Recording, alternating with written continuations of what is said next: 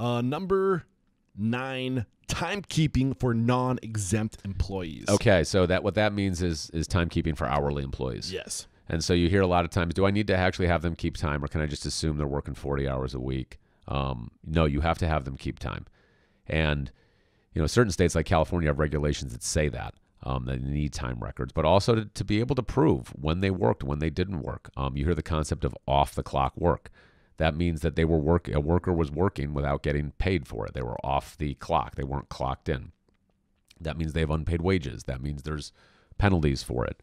And so what are your timekeeping practices is often your biggest risk as an operator. I know it sounds crazy, but there's not insurance for it. Wrongful termination, you can get insurance. If your timekeeping is wrong or you pay someone wrong, there's no insurance because otherwise companies would just go out of business, not pay their workers, and look to their insurance carriers to insure payroll. And so those are carved out of a lot of insurance policies. And so you'll have a situation where you don't realize it. And you'll have people clock out, and then they'll close, and they'll go home.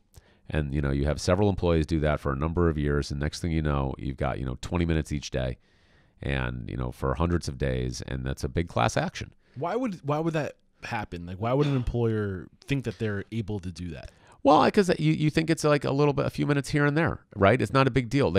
What else are you going to do, right? You're not going to clock out outside the store. Like, okay, so they clock out. That's the last thing they do. But then on the way out, they grab the cash, right? They check all the locks. They turn off the lights. Okay, it's a minute and a half. It's 2 minutes. Yeah, I think the in my experience, the idea is, hey, like, I need you. Like, it's usually like a system issue where, like, I need you to clock out of the system before I can cash you out or something like that. That too. Yeah. So, like, in the system, like, we need to end this period so I can take your cash, like, whatever. But then there's like, things happen after. Don't forget to dump the mop bucket. Exactly. Like, there's like little things, but these things compound. Absolutely. So how do we protect ourselves from this? Well, one is you don't be cheap. You have good procedures in place, but if you know this is going to happen, right? Don't ignore it and think it's going to be only a few minutes. Address it. Maybe add 5 minutes to everyone's pay stub, right? Okay. Add in 5 minutes because you recognize there's going to be like the closer. Mm-hmm. The closer gets an extra 15 minutes every single week on their pay because we recognize that's, they close 3 times a week. There's about 5 minutes of work, after you clock out that happens, right? Emptying the mop bucket, et cetera. And so you're accounting for that. Shutting the lights off, locking the door. It's all work. It's all work. And also it's not just the open close, but it's when you're off the clock, right? And if all of a sudden I call you when you're at Disneyland and I say, hey, can you come in tomorrow? And we have a 20-minute conversation about like prepping for tomorrow and all that because you're a cook and this and that and the other. Those 20 minutes are work. Yeah. So at the end of that call, you better, as the person, the manager who called, you better tell that worker, hey, I know you're at Disneyland, but for these last 20 minutes when you get in, fill out a time adjustment form and add those 20 minutes so we can pay you for it. Or tell the manager to clock you in 20 minutes earlier or something like that. Well, no, not. But or could you adjust you could probably go through the system and adjust on the back end, like the day before, like extend 20 minutes or something. That's like that. right. And so you want to get the time that they worked Accurate. from the employee themselves because you don't want it to be a dispute later that the manager was shaving time, but you don't want to lose the time. And Gotcha. so your concept of let's just get it in there, one way or another, whether it's time adjustment form, the manager with the employee doing it later, whatever it is, but don't ignore it. Okay, cool. Anything that we haven't brought to the surface regarding timekeeping and non-exempt employees? I feel like this is a big one. It's a huge one. Yeah. I think, companies have to look and actually try to find the off-the-clock work. It's not going to just appear to you, right? If you're, in the corporate office, you don't understand necessarily how one of your locations is closing. That you have security checks a lot of times. That's off-the-clock work when someone's going in and out. You also have to, how are you doing your meal and rest periods? Like if people, like in California, that half an hour of an unpaid lunch, are they clocking in and out? What's going on with those? Are you looking at those time records? Do the time records actually show the clock in and clock out? You see maybe you have one store and for some reason they're able to do all their work without incurring overtime, but the store down the street's incurring overtime. Like, go look at the store. Maybe the manager's doing something they shouldn't be doing. Okay. So I think the big takeaway as far as how we can protect ourselves from this is obviously just document everything, but to simplify it, add a little bit of a cushion, like you said, that 5-minute cushion, and let your employees know that, like, I'm giving you a 5-minute cushion, and that most of the time you're out of here before that 5-minute cushion, and the law of averages, right? Create an environment where you're trying to capture the time, right? As opposed to a hard environment that says, I don't care what you're doing before 8 a.m., we're not paying you for it. So really, I think the big takeaway is implement a labor management tool. Absolutely. Like that's the easiest way. There's so many out there right now, whether it's Hot Schedules, WeWork, there's the ones that are. I will say about all these tools, you have to be conscious that if you're going to ask an employee, and we'll get to it. Okay, use Hot Schedules. Then are you creating a reimbursement obligation on yourself because you're saying to the employee you need to have a cell phone? Right? And so what you do is you maybe use it as a supplement and say you don't need to have it. Like your schedule is always posted. You're never going to be held accountable for not checking the Hot Schedule. But by the way, we have this as an option for you. You're not requiring them. You can check it online. You can also check, and we printed out the schedule, and here it is. So you have to have something for everybody. Yeah, and the breaks in timekeeping are the same thing in the sense that you can't get them to necessarily waive it along the way. It's about demonstrating, that you got this information. It's about evidence and the strength of the evidence. And so you want to have them acknowledge along the way. You want to have, when you say have a policy that says, if you're working off the clock, we want you to add in time, have a time adjustment form. Okay. Actually have people that utilize the form as opposed to the form never being used in 10 years. Got you. So we're on to the next bucket, which I believe is number 10, or I actually on my piece of paper I don't have the buckets. Well, I'll tell you. So have we gotten to the third bucket yet? No, we haven't. We're still on wage and hour because it could probably again be its own podcast. Okay. But I will. The wage hour bucket's a long bucket, so we'll keep going. Okay. So the next item in the wage and hour is travel time. Correct? That's right. All right. Cool. Hit it. So travel time is a concept that even just like we were talking about, even when you're during the day, if I'm driving from one location to the other, that's work. That's travel time. You have to be paid for it. If you're an hourly employee, that's got to be, you've got to be paid for that. And so we talked about it a lot in the last topic, but that could be an area of off-the-clock work that you need to be conscious of. As an operator, if you're actually having employees incur travel time, most of the time it's probably if they're going location to location or they're actually doing delivery functions. If you don't have in-house or employees doing delivery, there are probably occasions though where your product is being delivered. So you ask yourself, how is that happening? Is the general manager using their own car, to drop stuff off on the way home? Is the general manager dropping off cash on the way to somewhere? Right, that's travel time. Like even if that cash is on the way home, right, the bank is on the way home for that manager, and that manager typically wouldn't be paid for that time because that's commute time on their way home.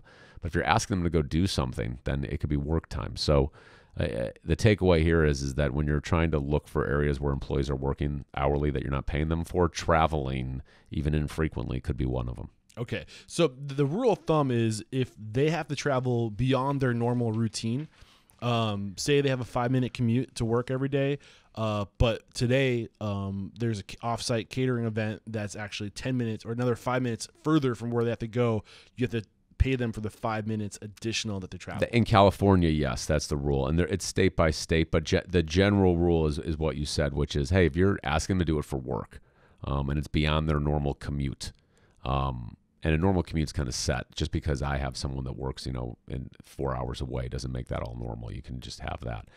But yes, your example is exactly right, that you've got to pay them for that time. It's work. Okay. Any other examples that might be other states, or are you not really familiar enough to touch on that? Well, there's a lot of states don't have the law at all, and then you'll have federal law, and federal law is a little quirky, but the concept's the same. Whereas if you're controlling an employee, they don't have a choice. They don't get to go stop at their friend's house with the cash from the day. You tell the employee, go to the bank with this. That's controlling them. You need to pay them. All right, and this next one is a big one too. Meals and rest breaks. Comes up a lot, and there's always tension around this, I feel like. Yeah, because the tension is that the law says you don't, in California, and these are state-by-state issues. Typically, there are federal law, but I'll get to in a sec. But in California, where you hear about it the most, the law says you don't have to police it. You don't have to, but you have to give the opportunity for employees to take meal and rest breaks. However, if you don't police it, this is my advice, if you don't police it, you're going to have a hard time proving that you actually satisfied the law and provided the opportunity. And so the concept is if you just have a policy and you put it in, you give it out to employees, they all sign it in the handbook and it says, take your meal breaks, take your rest breaks. And you put the policy in the drawer and you ignore it and no one ever does it. And you schedule the way you schedule. And some people do get their breaks, some people don't. And then you get sued for it. And you say, oh, I didn't have to police it. I provided it to him. Look, I put the policy. But then the employee's going to say, no, you didn't. You scheduled me, you this, you that.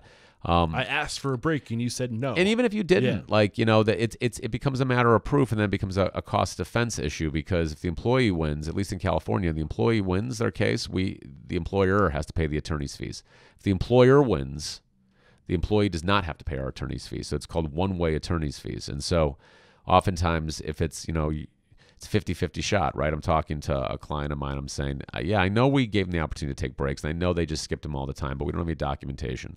So if we win, then we win, and you just have to pay me. So is it the policy, like, if you take a break, you have to clock in and clock out? Is that why they make that mandatory, so you can track it? Yes, I think for meal breaks, yes, because you need to be able to track actually when they did, because for a break is not a break. It's the timing. When did you get to take the break? Did you get to take it on time, or was it taken late and thus a violation?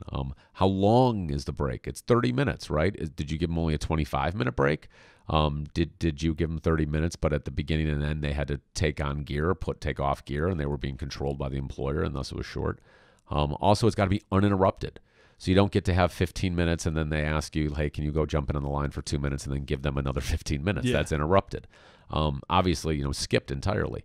And so there's four ways that a meal break can go into violation zone. And the law says you only have to provide in California the opportunity, but it's very difficult to prove that in a restaurant environment. Usually it's because you're so busy and someone is interrupted and says, can you jump on the line, or can you cover table 6? And then you have a time record that, either shows that, and it's a 26-minute break, and so thus you should be paying the premium pay for it, or you have no documentation, or you should, to show why that happened, and you have a violation.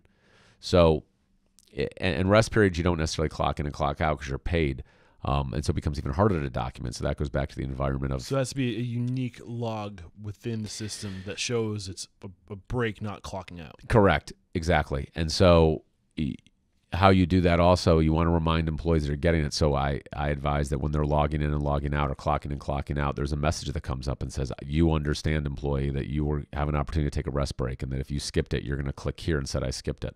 And so later when they sue and claim they skipped it, I have evidence in defending the company and said, but look, every single day you clocked out, you were given the opportunity to tell us if you didn't get the break, and you never told us that. Yeah. Do you know if like companies, like organizations like Harry's, for example, which is recommended a lot, which is a HR company, do they have these things built in to their systems? Some do and some don't, because it's a state-by-state issue, and because it's really a hot spot. I mean, it's probably one of the hottest hotspots on this. It's hard for them to do that, and they don't want to venture too far into it. They're getting better, though. It's more to the timekeeping and less the payroll. It's the timekeeping system. You want to be able to say, how are you handling meal breaks? How are you handling rest breaks? Gotcha. Cool. All right, on to number 12. You're doing great, by the way. I'm loving this stuff. And let me know when we get to the next bucket, because I don't see it on my list. If I pass that, I don't see it on my list either. Hold on. Whatever. We're going to cover 20 overall compliance issues. I hope you guys are finding this super valuable. I mean, my eyes are being opened up to new things right now, and I hope this isn't my area of expertise. And I'm totally willing to look like an idiot on behalf of all of you. So hopefully I'm asking the right questions. So on to number 12. Pay stub and payroll practices. All right, so we just talked about timekeeping, right? And so the how you're recording time. But then, great, we got these beautiful time records. We know they're compliant. Now, how do we make sure that you get compliant payroll records? Calculate the overtime properly, display it on the pay stub properly. Prove that you're actually getting the wages that you owe to the employee. And so it is a state-by-state issue. I mean, federal law has the concept that you need to provide certain information, but most states enhance that. California, obviously, in particular.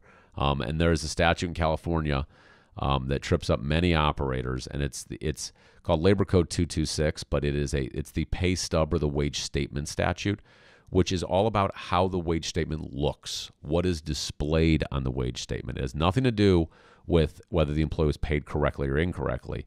It's the concept that as an employee, right, you work, and all of a sudden you're paid. You got to figure out, is the pay correct? You got to at least be given a requisite amount of information so you can decide, did my employer fuck me out of pay? And so when it seems easy, you get a pay stub, you work 40 hours. Okay, I work $10 an hour. Okay, here's $400. Great, simple. But then you get to, well, they deducted for my tips. They paid me my cash tips through payroll, and then they took away $3 for my medical coverage, and all of a sudden the pay stub is confusing as all hell. and you can't figure out, wait a second, like, what was my overtime rate? Like, I don't even know what they paid me for overtime. So basically, you got to itemize. Yes, but what you really have to do is you have to get with an attorney, and they have to look at your pay stub because there's 9 things. Damn. It's very complicated. One of the things it shows the rates of pay and the hours of that rate. And so that becomes very complicated because sometimes you'll have employers that, clump payments together, and the pay stub does have to be itemized. But I hear far too often when I get a claim in and the operator says, well, I know we paid them right. I mean, even though they worked $10 an hour in the back of the house, and then on Tuesday they worked as servers $15 an hour, we knew how to do the overtime. We did the weighted average correctly. We don't underpay our employees. We're good people. And I listen and I say, I understand that. No one's accusing you of underpaying employees. They're accusing you of giving a pay stub that was confusing. Yeah. So what's the best way to protect ourselves from this? Would you recommend, is there like, I think this is why it's important to outsource these sort of things. Well, it's important to outsource to an expert, so you get a payroll provider, yes, but you have to read that vendor contract, and the payroll providers will not indemnify you for this. So you have to, even though the payroll provider will say, here's a pay stub, and you'll tell them this is a California employee, you cannot assume as the operator, you cannot assume that pay stub complies. Okay. What you have to do is you have to have your HR person dig a little deeper and say, okay, give me 10 pay stubs in 10 different scenarios so I can look at each to make sure that they comply. Give me a pay stub where there's a meal period paid. Give me a pay stub where there's overtime shown. Give me a pay stub where there's double time. Give me a pay stub where there's maybe if it's commission, if they're a caterer, right? Give me a pay stub where there's a split shift. Give me a pay stub of an employee who's a direct deposit. Give me the list really goes on. And so, but it's not an area to be ignored. Yeah.